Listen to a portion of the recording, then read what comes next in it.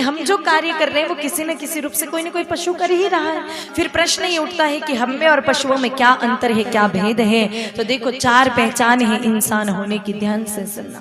आंखों में जिसके शर्म हो, होठों पे हंसी, हृदय में जिसके प्रेम हो और जीवन में दया बसी। अगर ये 4 वस्तुएं किरे पास है तो समझ लीजो कि हम मनक है, और 4 में एक भी कोनी तो 100 नर पशु बिन पूंछ समाना। वाके सिंगड़ा कोनी और वाके पूंछ भगवान को नहीं दी, बाकी वो बिना सिंगड़ा के बिना पूंछड़ा के वो ढांडो ही समझना चाहे।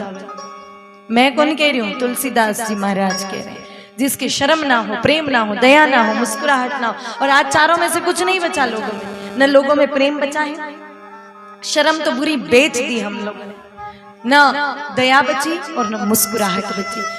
चलो अपने गांव में ढूंढ लेते हैं, थोड़ा कुछ मिल जावे तो। सबसे पहले बात करें शर्म की। शर्म के मामले में हमारा राजस्थान सिरमौर हुआ करता था। जितनी शर्म राजस्थानियों में पाई जाती थी उतनी शर्म दुनिया के किसी भी कोने में नहीं पाई जाती थी। बड़े शर्मीले लोग राजस्थान में रहा करते थे, लेकिन धीरे धीरे शर्म पूरी तरह से समाप्त हो गई।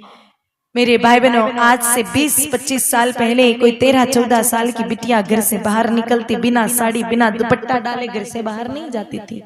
आज कल की 25-25, 30-30 साल की बेटियां पूरे बाजार में ऐसे उटनियों की तरह घूमती हैं कि ऐसा लगता है हिंदुस्तान की कपड़ों की फैक्ट्रियों को किसी ने आग लगा दी। 2-2 मीटर का दुपट्टा भी आजकल बेटियों को तन ढकने के लिए नहीं मिल रहा है। पूरी बेशर्म की हद कर दी है हम लोगों ने, इतने बेशर्म हो चुके।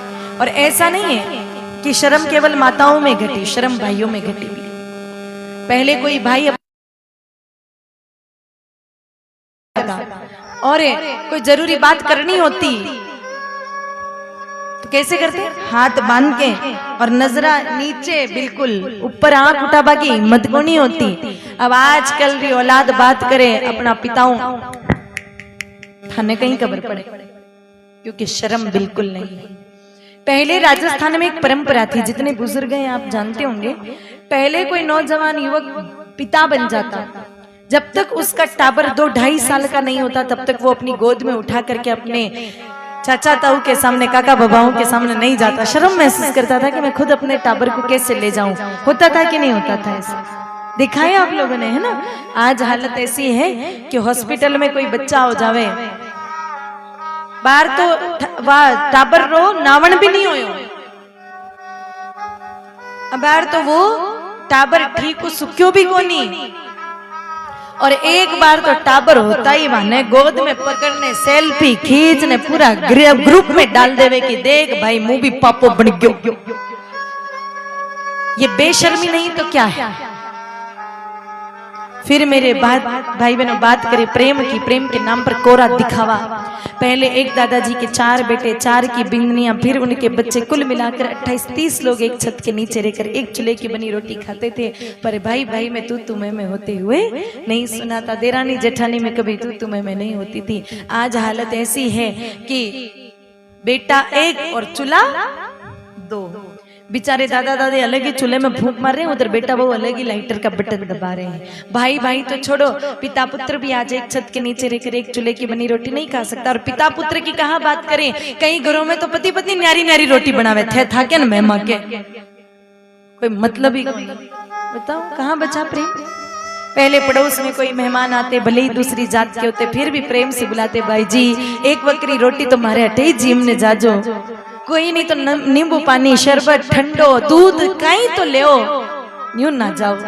आज हालत ऐसी है कि खुदरे घर पर खुदरी जातरो कोई मेहमान आ जावे और 2 घंटा ज्यादा रुक जावे, आप रो माथो भारी हो जावे, मेडिकल स्टोर पर जाने एनासिन टेबलेट खानी पड़े कि कब दादो अठे जावे और कामरी खबर आवे। सहन नहीं कर सकते हम मेहमानों को, क्योंकि प्रेम आपस में बिल्कुल बचा नहीं। पहले कोई बुआ जी आता, बुआरो घणो मान होवे राजस्थान में, कोई भी काम हो सब पहले बुआ जी आगे चाहिए।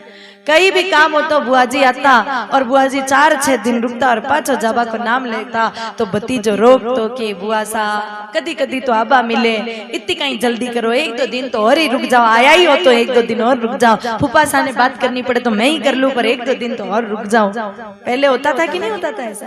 आजकल हालत ऐसी है कि बुआ 12 बजे आवे और 3 बजे तक जाबा को नाम नहीं लेवे तो भतीजो सामने वो कहवे कि देख बुआ बुआसा अपने गाँव तो कोई बस आवे को नहीं, चाल में छापर तक जा ही रहा हूँ, वहां तो थारी गाँव री सीधी बस मिल जाई, शाम तक तो ठेठ घरे पूगी तू। चल मतलब प्रेम नहीं बचा। और प्रेम के बिना इंसान की क्या पहचान है? कहा भी है ना कि जो भरे नहीं है भावों से बेतीन जिनमें रसधार नहीं, हृदय नहीं वो पत्थर है जिनमें अपनों का प्यार नहीं। बिना प्रेम के इंसान पत्थर के समान है, लेकिन वो प्रेम नहीं बचा। फिर बात करें दया की, कोरो दिखावो दया के नाम पर, केवल दिखावा हमने। और दूसरी तरफ कोठियों में जहर घोल करके खेत में जाके स्प्रे करके 5-25 हजार कीड़ों को मार के आ जाते हैं। ये कौन से कंपनी की दया है? दयालु तो मेरी माताएं बहुत होती हैं, कीड़ी नंगलो सींचे माताएं। एक तरफ तो कीड़ी नंगलो सींचे और दूसरी तरफ घर में कॉकरोच हो जावे, उंदरा हो जावे, प्रेस कंट्रोलिंग वाला बुरा ने पूरा एक ही दिन में खात्मो कर देवे।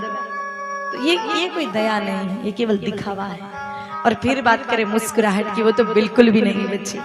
देखिए ना, आप कितने दूर दूर से कथा सुनने के लिए आए हैं, कितनी सुंदर सुबह सुबह का प्रातः का ही समय है। हम सब भोर की वेला में ही भगवान ने हमें उठते ही सत्संग दे दिया, और क्या चाहिए। आप सबके कपड़े लत्ते मकान सब देख के ऐसा लग रहा है कि ठाकुर जी सबके कम से कम दाल रोटी तो शांति से दे ही रहे हैं।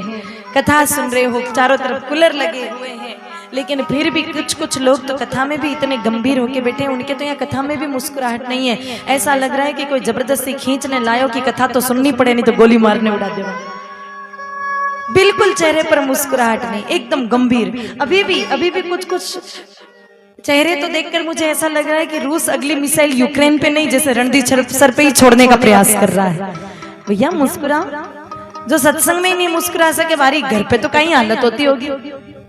मुस्कुराना इंसान की सबसे बड़ी पहचान है। बाकी जो भी काम आप कर रहे हो, कोई ना कोई पशु कर रहा है, केवल मुस्कुराहट एक ऐसी वस्तु है जो परमात्मा ने केवल इंसान को सिखाई। इंसान के अतिरिक्त कोई भी जीव इस ब्रह्मांड का मुस्कुरा नहीं सकता है। हम इंसान को मुस्कुराहट परमात्मा ने आशीर्वाद के रूप में दी है, तो उपयोग करिए ना उसका। क्यों 24 घंटों मुंडो चढ़ाने रखा? मुस्कुराइए। देखिए, आप लोगों ने आज तक किसी गधे को मुस्कुराते हुए देखा क्या? को नहीं देखियो। और दिख जावे कोई गधो मुस्कुरा तो लोगों तो समझ लेनो कि आ गधा अगले जन्म में इंसान बनवारी तैयारी कर रही है। आप पक्को अगला जन्म में मणक बने लो। और कोई इंसान 24 घंटे मुंडो लटकाने फूलाने चढ़ाने बैठो ही रवे, समझ जानो तैयारी चालू है। अब कहीं बनवानी वो थे समझदारों माने के बाकी जरूरत नहीं। मुस्कुराहट इंसान की सबसे बड़ी पहचान है। कहा भी है कि smile is must necessary for human life. अगर हम इंसान हैं तो मुस्कुराना बहुत आवश्यक है। मुस्कुराना भगवान की भक्ति है। जो 24 घंटे मुस्कुराता है, सुख में दुख में, चाहे परिस्थिति अनुकूल हो चाहे प्रतिकूल हो, लेकिन हर हाल में मुस्कुराता है, वो तो भगवान का सबसे बड़ा भगत होता है। कोई मेरे भाई बहनों व्रत नहीं कर सके, कोई जप नहीं कर सके बहुत ज्यादा, कोई तीर्थ नहीं जा सके, कोई बात नहीं, सदैव मुस्कुराता जो व्यक्ति रहता है वो मृत्यु के बाद भगवान के। तो मुस्कुराना भगवान की भक्ति है, लेकिन वो मुस्कुराहट भी आज बची नहीं। अब मैं थाने पूछूं, सगली चीज कटे गई।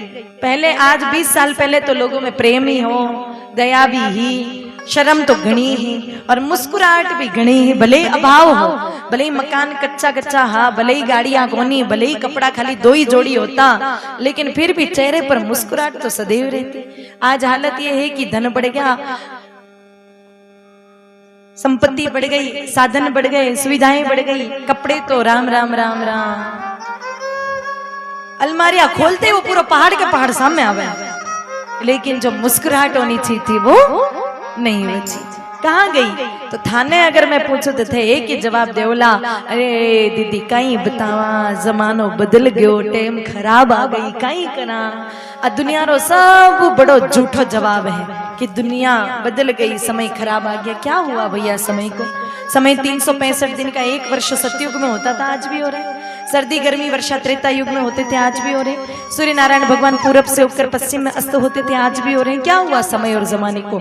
न समय बदला, ना जमाना, बदल गई हमारी भावना।